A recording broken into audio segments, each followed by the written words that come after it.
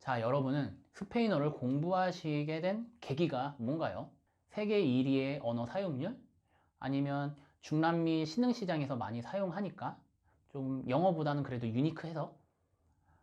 여러 이유가 있겠지만 일부는 다른 언어와의 호환성 때문일 겁니다. 라틴어에서 파생된 스페인어는 프랑스어, 이탈리아어, 포르투갈어와 어느 정도 비율로 호환된다는 걸로 알려져 있는데요. 그런데 막상 어느 정도 호환이 되는지, 호환이 되긴 하는지 궁금한 사람들이 많으실 겁니다.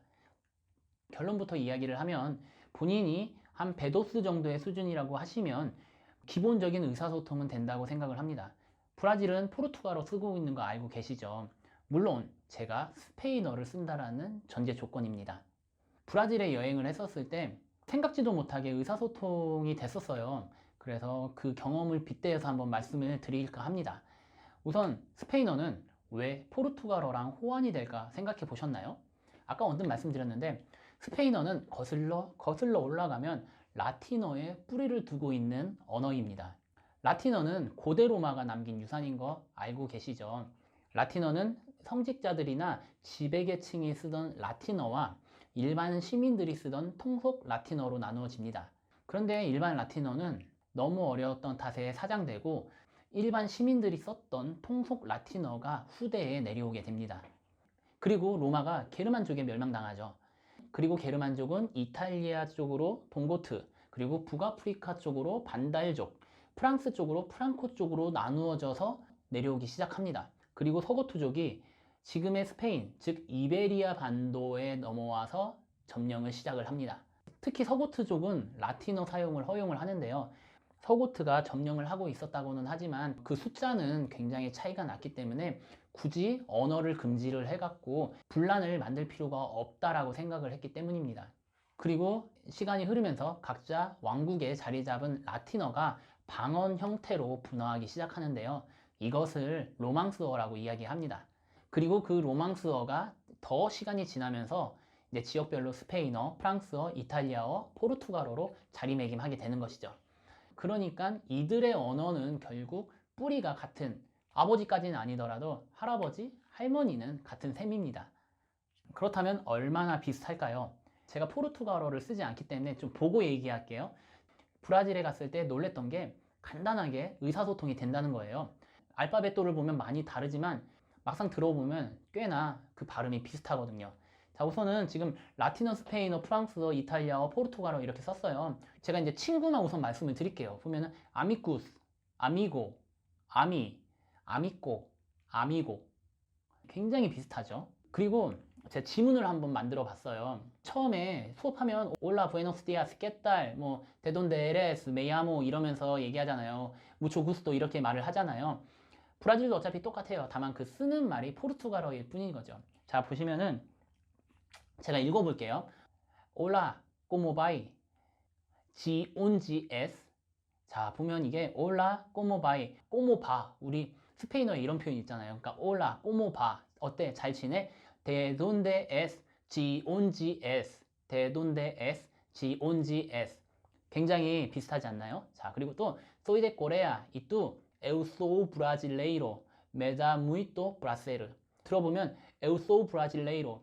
Eu sou, yo soy brasileiro, brasileño. Me da muito prazer. Me da muito prazer. 우리가 무초 구스토 만나서 반가워라고 배웠어요. 근데 무초 구스토는 원래로 치면 메다 무초 구스토라고 쓸 수 있어요. 나에게 줬어. 무초 많은 구스토 즐거움을. 근데 구스토 말고 프라세르라는 단어도 있어요. 여기에서는 그 프라세르를 쓰는 거죠. 그렇기 때문에 me da muito prazer. Me da muito prazer. Me da mucho gusto. Me da mucho prazer. 굉장히 비슷하죠. Mucho gusto también.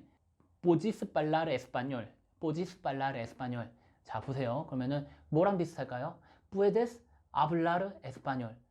Sí, pero no lo hablo bien. Pero estamos conversando. 아, 우리 대화하고 있네. 또 나옵니다. Sí, ellos son muy parecidos. Muy parecidos. 비슷해. Sí, sí, ellos son muy, mucho parecidos. parecidos. 굉장히 똑같습니다. puedo conversar en Portugal también. 아, 나 이거 포르투갈에서도 얘기할 수 있을까? 이제 이렇게 얘기하죠. acho que no.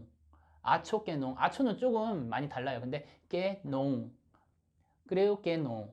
어떻게 생각하시나요? 이게 알파벳으로 봤을 때는 좀 약간 이질적인 건 맞아요. 근데 막상 들었을 때는 한번 생각하면 알아들을 수 있을 정도라는 거죠. 자, 그럼 이제 이런 생각이 드실 거예요. 포르투갈 본토, 프랑스, 이탈리아도 이 정도인가? 개인적으로는 그렇지 않다라고 생각을 해요. 프랑스나 포르투갈에 갔었을 때는 전혀 들리지가 않더라고요. 제가 이탈리아는 가보진 못했고 이탈리아 친구들을 많이 만났는데 이탈리아는 이들보다는 조금 비슷한 것 같은데 브라질에서 쓰는 포르투갈어까지는 아닌 것 같았어요. 그렇다면 브라질 포르투갈어는 어떻게 해서 이 정도까지 호환성을 보일까? 브라질은 GDP가 8위입니다. 한국보다 잘 사는 나라예요. 그리고 땅이 크고 일거리가 많아요. 이 얘기는 뭐냐? 브라질 근처에 있는 국가, 중남미의 많은 사람들이 브라질에 와서 일하기를 원한다는 거죠. 실제 브라질과 중남미, 그러니까 스페인어를 사용하는 국가들의 물적, 인적 자원이 굉장히 자유로운 걸로 알고 있어요. 그러니 그러한 교류들이 계속 많아지면서 서로 비슷해진 거라고 생각을 합니다. 현지인들의 이야기를 들었을 때 양측이 원어민이라면 거의 60에서 70% 정도는 대화가 통한다고 이야기를 해요. 오늘은 스페인어와 브라질에서 쓰는 포르투갈어에 대한 유사성, 즉 호환성에 대해서 말씀을 드려봤습니다. 제가 오늘 말씀드렸던 지문은 제가 여행을 하면서 실제 겪었었던 일을 바탕으로 지문을 구성한 거기 때문에 어떤 전문가의 입장에서 봤을 때는 동의하지 못하실 수도 있어요. 그 부분 참고하셨으면 좋겠습니다. 그러면 우리 다시 본문 살펴보도록 하겠습니다. 도움이 되셨다면 좋아요, 구독까지 해주시면 muchas gracias. 모두들 hasta luego.